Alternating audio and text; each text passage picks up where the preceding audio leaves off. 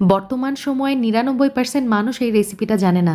তবে আগের দিনে এই রেসিপিটা কিন্তু বানিয়ে নেওয়া হতো। প্রথমেই আমি নিয়ে নিব একটা কমলা, তবে কমলার পরিবর্তে আমি এখানে মালটা নিয়েছি। মালটা, কমলা যেকোনো একটা নিলেই হয়। একটু বড় সাইজের নেওয়ার চেষ্টা করবেন আরকি। মাঝের অংশটা আমি যেটা করছি, একটা ধারালো ছুরি দিয়ে একটু গর্ত করে নিচ্ছি, মাঝের পাল্পটা উঠিয়ে নিচ্ছি।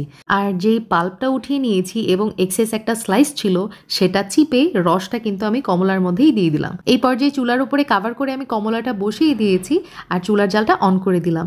এভাবে আমি জাল করে নিব ৩ থেকে ৪ মিনিট মতো। দেখতে পাচ্ছেন কমলার জুসের মধ্যে কিন্তু খুব সুন্দর একটা বলক চলে আসছে। তো হয়ে গেছে, আমি চুলা থেকে নামিয়ে নিচ্ছি।